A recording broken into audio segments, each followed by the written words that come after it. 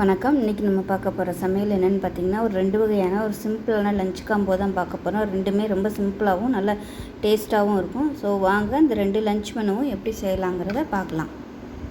போட்டுக்கலாம். எண்ணெய் சூடானதும் 1 டீஸ்பூன் கடுகு, 1 டீஸ்பூன் உளுந்து, 1 டீஸ்பூன் சீரகம். கடுகு உளுந்து எல்லாமே நல்லா பொரிய ஆரம்பிக்குது. இதில் வந்து ஒரு 3 வரமிளகாயை கிள்ளிட்டு சேர்த்துக்கலாம். கொஞ்சமாக கருவேப்பிலை எடுத்துக்கலாம்.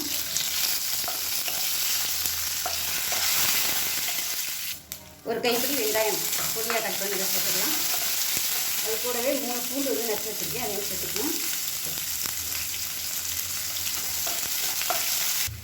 இப்போ இது எல்லாமே நல்லா வதங்கிடுச்சு. இப்போ இதில் நல்லா பொடியாக கட் பண்ண முளைக்கீரையை வந்து இதில் சேர்த்துக்கலாம். எந்த கீரைனாலும் சேர்த்துக்கோங்க. கீரையை கட் பண்ணையில் நல்லா அலசிட்டு கட் பண்ணிக்கோங்க. கட் பண்ணிவிட்டு அலச வேணாம். அந்த மாதிரி பண்ணிங்கன்னா உங்களுக்கு ரொம்ப அப்படியே கீரை வந்து சதன்னு ஆயிரும். அதனால் கீரையை வந்து நல்லா அலசிட்டு நல்லா தண்ணியெல்லாம் வடிஞ்சதுக்கப்புறமா கட் பண்ணிங்கன்னா உங்களுக்கு கட் பண்ணுறதுக்கு ஈஸியாக இருக்கும். கீரை வந்து ரொம்ப குழஞ்சி போகாது. இது நல்லா வந்து வதங்கட்டும். இப்போ இந்த கீரைக்கு தேவையான உப்பு சேர்த்துக்கலாம். தண்ணி தேவைப்பட்டால் தண்ணி தெளித்து விட்டுக்கோங்க. கொஞ்சமாக தண்ணி தெளிச்சுக்கலாம். ஏன்னா கீரை வந்து எப்பவுமே சீக்கிரமாக வெந்து ரொம்ப தேவைப்படாது. இப்போ பாருங்கள், கீரை நல்லா வெந்துருச்சு. இப்போ இந்த ஸ்டேஜில் நல்லா 3 டேபிள் ஸ்பூன் துருவன தேங்காய், கொஞ்சமாக ஜீரகம் மிக்சியில் போட்டு நல்லா அரைச்சி வச்சுருக்கேன். அதாவது தண்ணி ஊற்றலை, அந்த மாதிரி நல்லா உதிரியாக அரைச்சி இதை சேர்த்துக்கலாம். சேர்த்து கலந்து விட்டோம்னா அவ்வளோதான், கீரை பொரியல் ரெடி ஆகிடுச்சு. இதில் வந்து விருப்பப்பட்டால் நீங்கள் வேக வச்ச துவரம்பருப்பு இல்லை பாசிப்பருப்பு வந்து சேர்த்து கலந்துக்கலாம். நான் வந்து இன்றைக்கி அவசரமாக பண்ணுறதுனால சேர்க்கலை. சேர்த்திங்கன்னா நல்லாயிருக்கும் சாப்பிடையில். நல்லா உதிரியாக சூப்பராக வந்துருச்சு. பாருங்க, இப்போ வந்து கேஸ் மாட்டேன். இப்போ பார்த்தீங்கன்னா மெஷரிங் கப்பில் 1/2 கப் அளவுக்கு பாசிப்பருப்பு நல்லா 2-3 தடவை கழுவிட்டு நல்லா 1/2 மணி நேரம் ஊற வச்சுட்டு தண்ணியை இருத்துட்டு எடுத்து வச்சுருக்கேன். இப்போ இதை வந்து மிக்ஸி ஜாரில் சேர்த்துக்கலாம். இப்போ அதே மெஷரிங் கப்பில் 1/4 கப் அளவுக்கு பச்சரிசி எடுத்திருக்கேன். இப்போ அதையும் சேர்த்துக்கலாம். மொத்தம் 3/4 கப் அளவுக்கு எடுத்திருக்கேன். இப்போ இதோட ஒரு 5 வரமிளகா, 1 டேபிள் ஸ்பூன் சோம்பு, கொஞ்சமாக கல்லுப்பு சேர்த்துருக்கேன். அதையும் சேர்த்துக்கலாம். இது கூடவே ஒரு பல் பூண்டும் சேர்த்துக்கலாம். இதை வந்து நல்லா குறைன்னு அரைச்சிக்கலாம். ரொம்ப நைஸாக அரைக்க வேணால் குறைன்னு அரைச்சிட்டு வந்துட்டு பார்க்கலாம். இப்போ பார்த்தீங்கன்னா நல்லா அரைச்சாச்சு. ரொம்ப மையாலாம் அரைக்கல, கொஞ்சம் அப்படி நரன்னு இருக்கிற மாதிரி இருக்குது. இதை வந்து தனியாக ஒரு பவுலுக்கு மாற்றிக்கலாம். இப்போ பார்த்தீங்கன்னா ரெடியாக இருக்குது. இது ரொம்ப ஒருவேளை உங்களுக்கு ரொம்ப தண்ணியாகிடுச்சு அப்படின்னு நினச்சிங்கன்னா அரிசி மாவு வந்து கலந்துக்கோங்க. இது வந்து கரெக்டாக இருக்குது. ரொம்பவும் நம்ம தண்ணியாக வச்சுருந்தோம்னா உங்களுக்கு இந்த சேஃப் வந்து வராது. எண்ணெயில் போடையில் வந்து எண்ணெய் காயட்டும். இப்போ எண்ணெய் நல்லா சூடாயிருச்சு. பக்கோடா வந்து போட்டு எடுத்துக்கலாம். தண்ணியை வந்து நல்லா இருத்துட்டு போட்டிங்கன்னா இன்னுமே உங்களுக்கு நல்லா கெட்டியாக வரும்.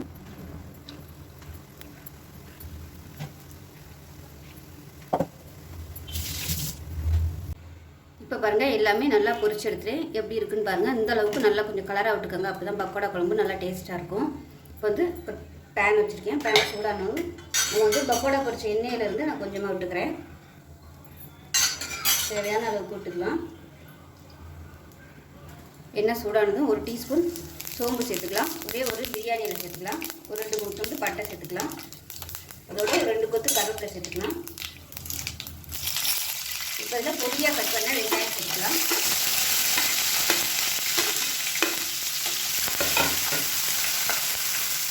பொடியாக கட் பண்ண பூண்டு வந்து ஒரு 5-6 சேர்த்துக்கலாம்.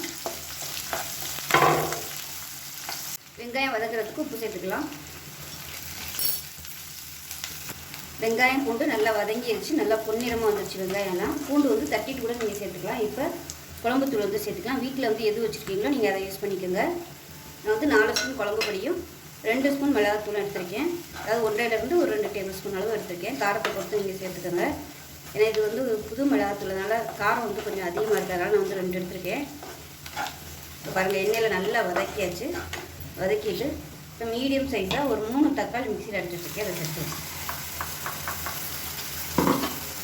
இது நல்லா எண்ணெய் குதி வர அளவுக்கு வதக்கி விட்டுக்கலாம்.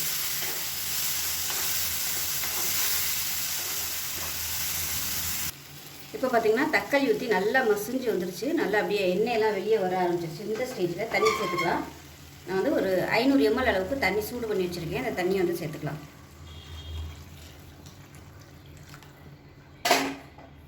இது வந்து நம்ம பக்கோடாலாம் போட்ட உடனே குழம்பு வந்து உள்ளே நல்லா இழுத்துக்கிறோம். அதனால் வைக்கையிலே நீங்கள் வந்து கொஞ்சம் நல்லா தண்ணியாக வச்சுக்கணும்.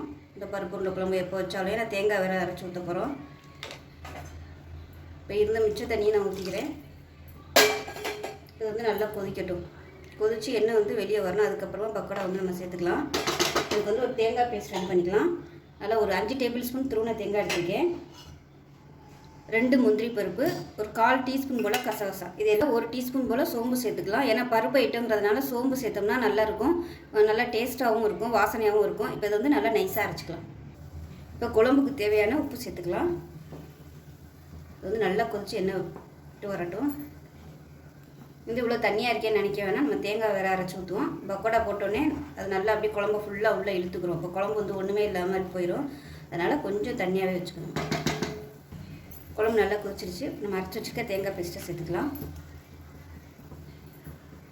இப்போ அதை நல்லா கலந்து விட்டுடலாம். கலந்து விட்டுட்டு அடுப்பு வந்து நல்லா குறைச்சி வச்சுக்கோங்க. குறைச்சி வச்சுட்டு நம்ம வறுத்து வச்சுருக்கிற இந்த பக்கோடாக்கில் இதோட சேர்த்துக்கலாம். சேர்த்துட்டு கலந்து விட்டுட்டு மீடியமான ஃப்ளேமில் நல்லா கொதிக்கட்டும். மேலாப்பில் எண்ணெய் தெளிஞ்சு வரும். ஏன்னா தேங்காய் அரைச்சி ஊற்றிட்டு எப்போயுமே ஹை ஃப்ளேமில் வைக்க வேணாம், மீடியமான ஃப்ளேமில் நல்லா எண்ணெய் தெளிஞ்சு வரட்டும். இந்த குழம்புக்கு புளி தேவையில்லை. விருப்பப்பட்டால் நீங்கள் தக்காளியை குறைச்சிட்டு புளி சேர்த்துக்கோங்க. நான் வந்து தக்காளி கூட சேர்த்துருக்கிறதுனால புளி சேர்க்கலை. இப்போ மீடியமான ஃப்ளேமில் நல்லா கொதிச்சிருச்சு. இப்போ லாஸ்ட்டாக கருவேப்பிலை கிள்ளி போட்டுட்டு மாற்றிடலாம். அவ்வளோதான், அருமையான பக்கோடா குழம்பு ரெடி ஆயிடுச்சு. ஸோ இப்போ பாருங்கள், அருமையான பக்கோடா குழம்பு கீரை பொரியல் ரெடி ஆயிடுச்சு. காலையிலே பார்த்திங்கன்னா நான் முருங்கைக்காய் கத்திரிக்காய் போட்டு சாம்பார் வச்சுட்டேன். சாம்பார் வந்து நான் நிறைய போட்டதுனால சாம்பார் வீடியோ வந்து எடுக்கலை. வெண்டைக்காயும் மொச்சையும் வச்சு மண்டி மட்டும் செஞ்சுருக்கேன். அதை மட்டும் நான் வீடியோ எடுத்திருக்கேன். அதோட மாங்காய் தேங்காய் துவையல் 2 தான் இன்றைக்கி வந்து லஞ்ச் மெனுவில் வந்து பார்க்க போகிறோம். ஒரு பேன் எடுத்துக்கலாம். தேவையான அளவுக்கு எண்ணெய் சேர்த்துக்கலாம். எண்ணெய் சூடானதும் 2 வரமிளகாய் சேர்த்துக்கலாம். 1 டீஸ்பூன் கடுகு, அதே மாதிரி சோம்பு சேர்த்துக்கலாம். இதுதான் நல்ல ஒரு ஃப்ளேவராக இருக்கும். 1 டீஸ்பூன் போல் சோம்பு, 2 வெந்தயம் சேர்த்துக்கலாம். ஏன்னா நம்ம புளி ஊற்றுறதுனால அந்த சூடு குறைக்கிறதுக்காக வெந்தயம் சேர்த்துக்கலாம். அதே சமயம் நல்ல வாசனையாகவும் இருக்கும். கருவேப்பிலை சேர்த்துக்கலாம். இப்போ இதில் ஒரு கைப்பிடி அளவுக்கு சின்ன வெங்காயம் சேர்த்துக்கலாம். அதோட 4 பச்சை மிளகாய் சேர்த்துக்கலாம். 6 பல் பூண்டு சேர்த்துக்கலாம்.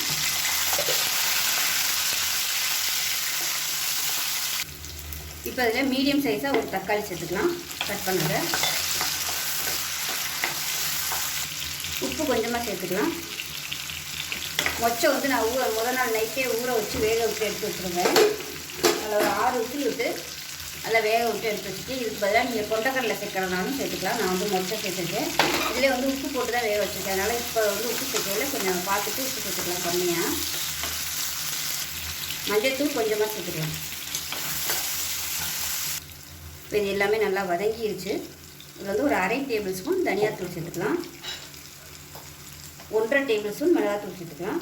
மிளகா காரம் தான் அதிகமாக இருக்கணும். தனியாத்தூள் வந்து கம்மியாக சேர்த்திங்கன்னா போதும்.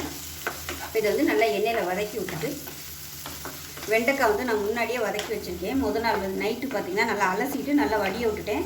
காலையில் வந்து நல்லா கொஞ்சமாக எண்ணெய் விட்டு இந்த அளவுக்கு வதக்கி வச்சுருக்கேன். இப்போ இதை சேர்த்துக்கலாம்.